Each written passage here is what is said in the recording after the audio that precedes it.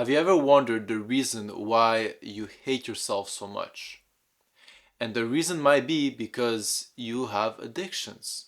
And addictions sucks because you cannot stop doing things that you know are bad for you. Because when you consciously know that something is bad for you, but you still cannot help yourself but do it, afterwards you hate yourself. And on top of that, you lose respect, you lose trust, and you lose confidence in yourself. And most likely, you already know that addictions can come in many forms. Because usually, people, when they hear addiction, they think about alcohol and drugs. But there's more to it. You could be addicted to sugar, social media, Instagram, TikTok, sex, video games, vaping, smoking, watching thoughts on TikTok, watching Instagram models, watching dirty websites. These are all forms of addictions. Now, it's important to realize if you have addictions or not. So, how do you know if you have an addiction or not? You could ask yourself, is there something that you're doing almost every single day that decreases the quality of your life and that would take a lot of effort and willpower for you to stop doing that thing? If yes, if you realize that you have addictions, why should you get rid of it? You should get rid of it not only because addictions make you do things that you know are bad for you and then because of that you hate yourself, but also because addictions take a lot of energy and time that you could have instead used for yourself to improve your life. Now, I will share a bunch of tips and advice, so feel free to use whatever is the most convenient to your own situation. But make sure to stay till the end because this information will change your life, just like it did for me. Now, the first thing I would highly recommend is to replace your addiction with another addiction. Now, before you say anything, let me explain. We are all addicted to something, good or bad. So, one person might be addicted to video games while the other person is addicted to reading and learning. So, you could replace your bad addiction with a good addiction. Now, I want to be clear. It doesn't mean that you replace a bad addiction with another bad addiction. Like some people, they are addicted to drugs and then they stop taking drugs, but now they're becoming alcoholics. Like it's not better, okay? Or people who want to stop smoking and instead they now get addicted to nicotine patches. Well, I guess yes, it's better a little bit because you're not inhaling this smoke with those toxins, but again, you still haven't solved the problem. And look, I'm not telling you like stop using nicotine patches, like do whatever you want, but just make some research. Make sure that there's no like side effects or other things that could potentially go wrong. So make sure that you're not replacing a bad addiction with another bad addiction. Here, you replace a bad addiction with a good addiction. Now, you might wonder, how do I know which good addiction or good habit to use to replace the bad addiction that I want to get rid of? So you could ask yourself, why do you have this bad addiction?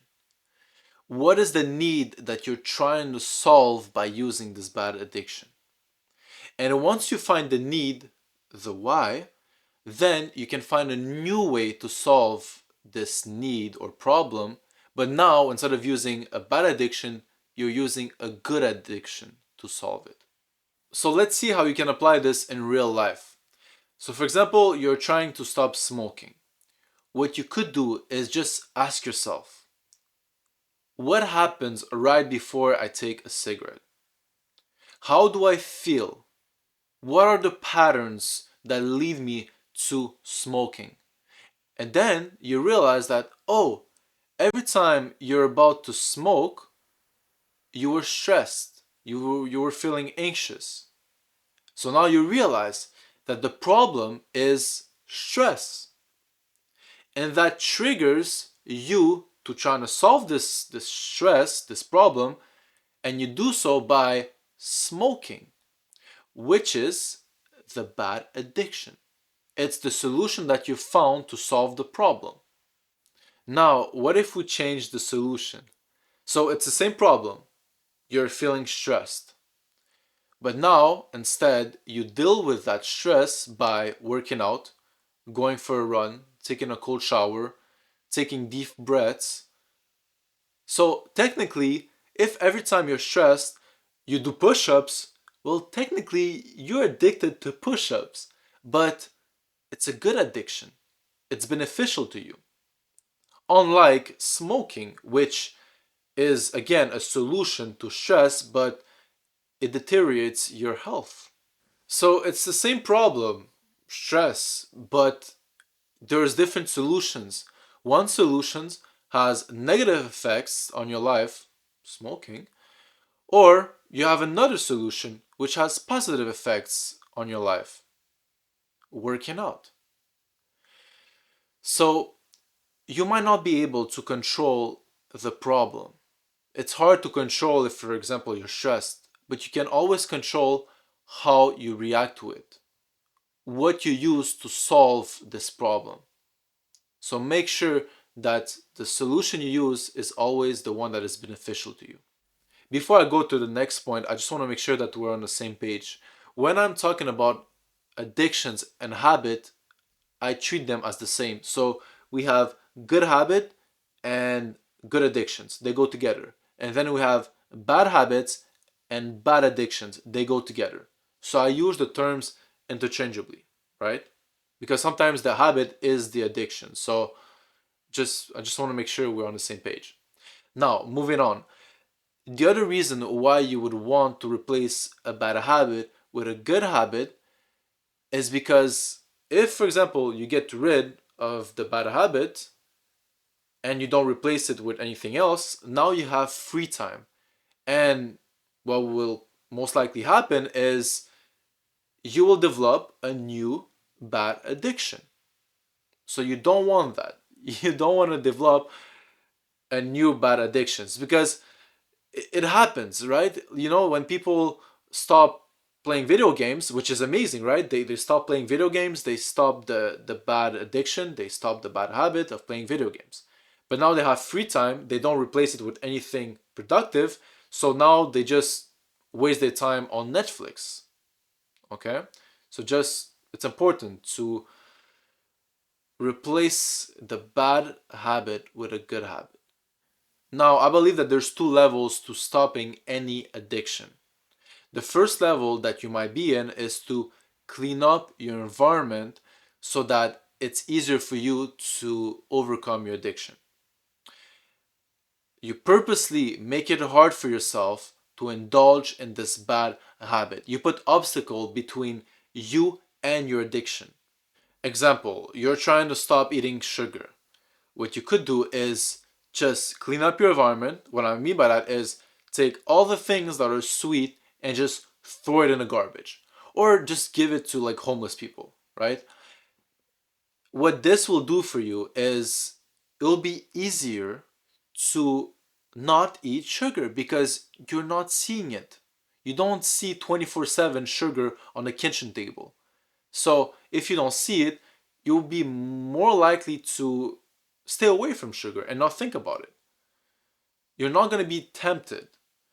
And if you do want to eat sugar because you don't have any sugar at home, you will have to drive to the store, buy candies or whatever, come back home and eat it. It's obstacles, it's friction.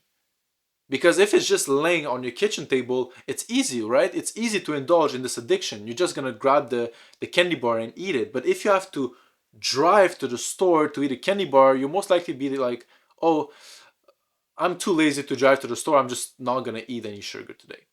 That's it. So you clean up your environment. Also, what you could do to make it harder for you to indulge in those addictions, to create, obstacles and friction, what you can do is just tell people that are close to you about your addictions and tell them, I'm going to stop doing this. For example, I'm going to stop eating sugar.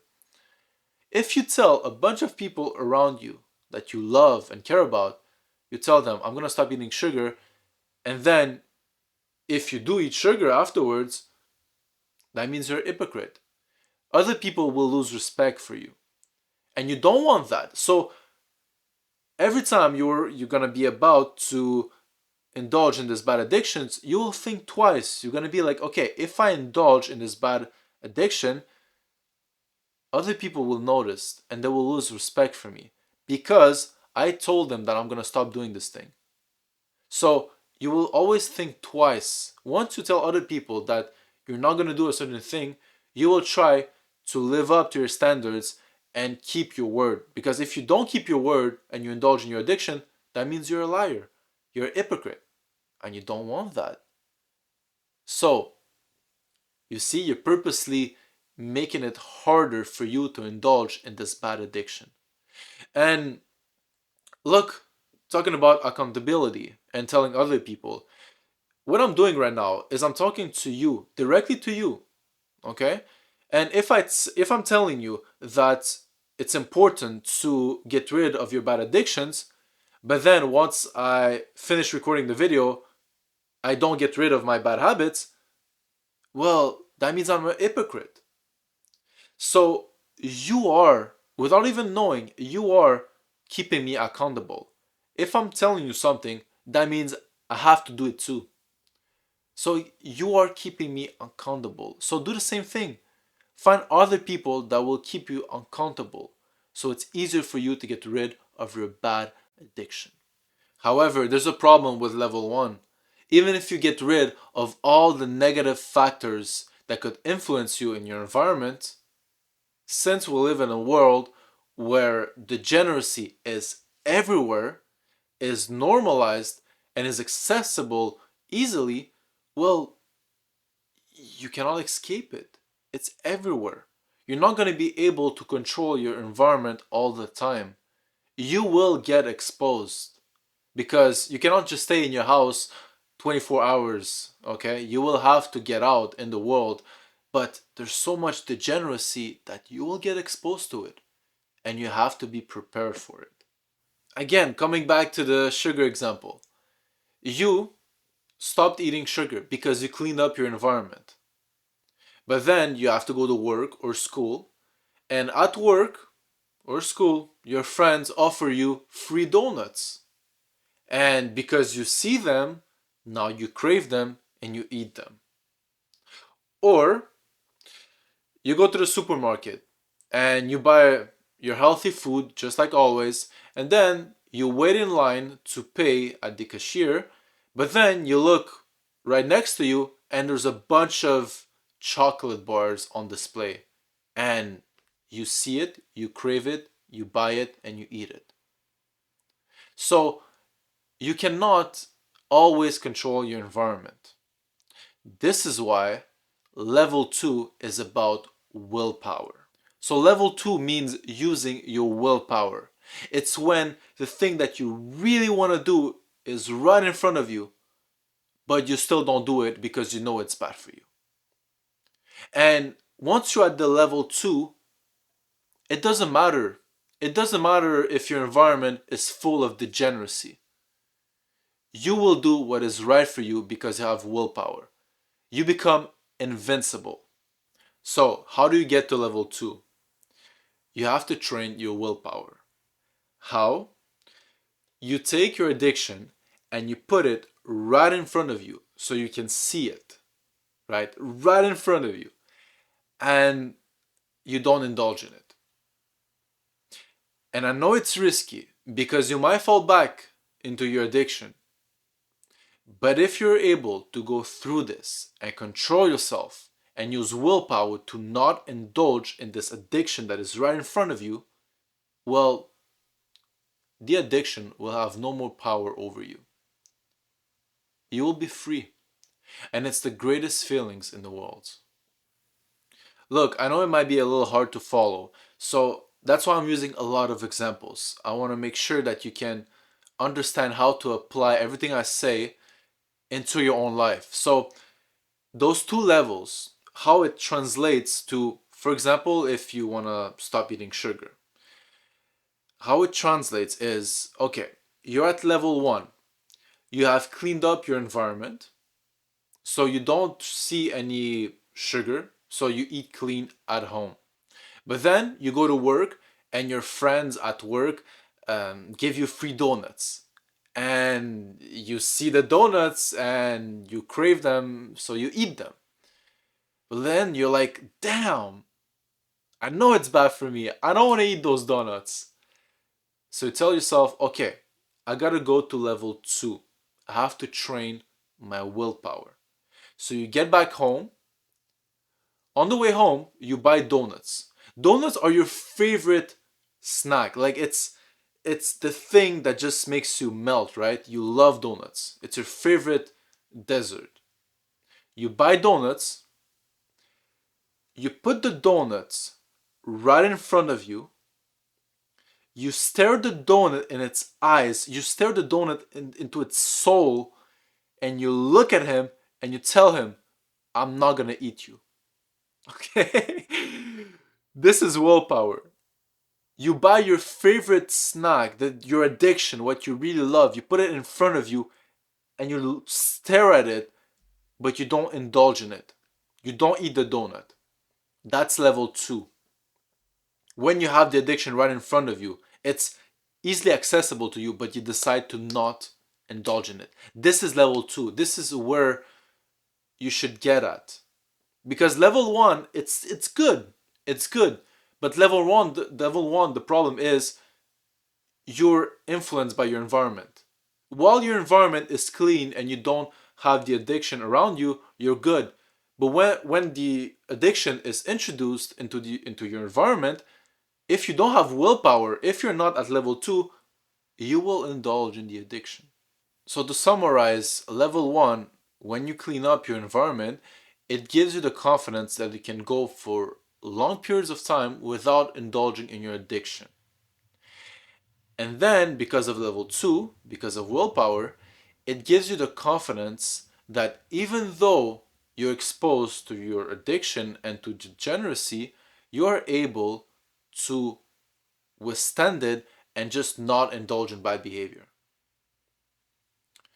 So your identity shifts. You become someone and you identify as someone who doesn't indulges in his addictions. Now, which process is the best to get rid of your addiction? Is it better to do it gradually or just go cold turkey and just stop everything all at once? Well, you can do both. Gradually would mean you just every single day you do less of your addiction, and at some point you just stop doing it, right?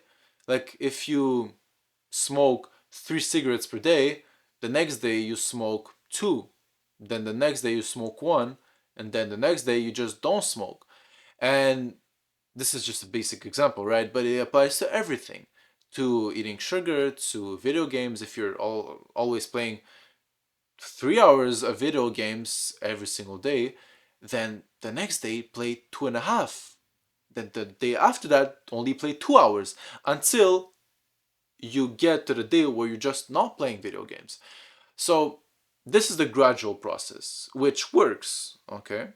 However, what I notice is that sometimes going cold turkey and stopping your addictions all at once is way more efficient than the gradual approach. And it's true that the first few days, it's going to be hard. It's going to be really hard because you have to use a lot of willpower to not indulge in your addiction. But the more day passes and the more time passes by, it starts to work in your favor. Because after 3 weeks of not indulging in your bad habits and your bad addiction, you're not going to want to break that streak and indulge in that addiction. You will think twice. Like, for example, if you haven't been playing video games for about a month now, next time you get a urge to play video games, you will think twice because you're proud of yourself, right? You're proud of yourself that you've not played video games for 1 month now, and you know that if you play video games now, you're gonna break your streak of 1 month, and you don't want to do that. So you will think twice. Like when you get those long streaks, they work for you. They truly work for you because now you're proud of it, and in this case, your ego works for you. Okay. Now, there's things that you should be really careful with. There are substances that, if you stop them cold turkey without gradually reducing the dosage, you could die. And from the research that I've done, there's three things that I found.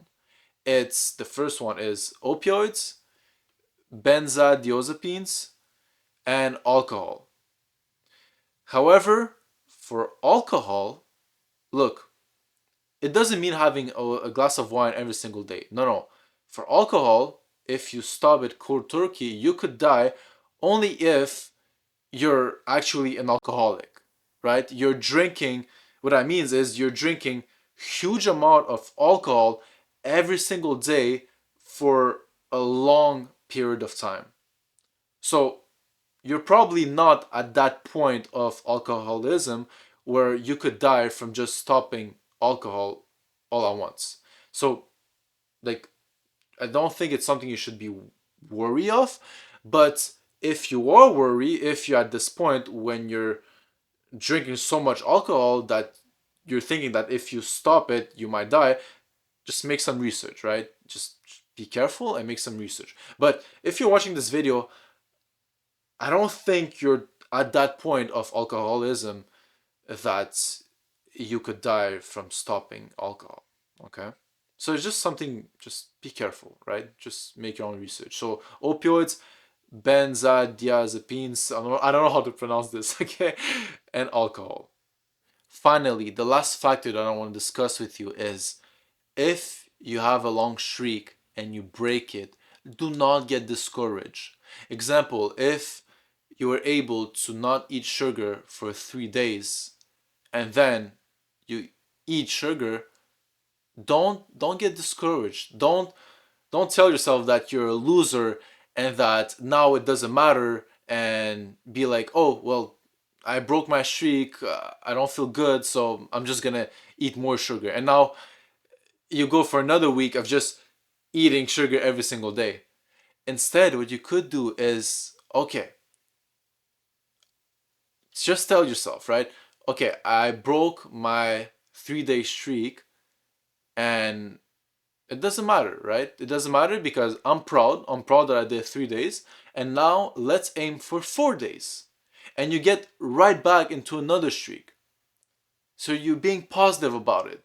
You just see progress in everything you do. Look, the amount of time I messed up my streaks is just, I couldn't count it, right? I messed up my streak so many times. But if you keep a positive mindset about it, you will make progress. You will make progress because, yes, you might break a streak of a week, but then you're going to get into another streak of 2 weeks, 3 weeks. And at some point, you will just stop doing those bad habits and you will stop doing those bad addictions. So don't get discouraged if you break your streak. Just right away get back into another streak and aim for higher. Okay? All right. I hope this was helpful and I will see you in the next episode. Peace out.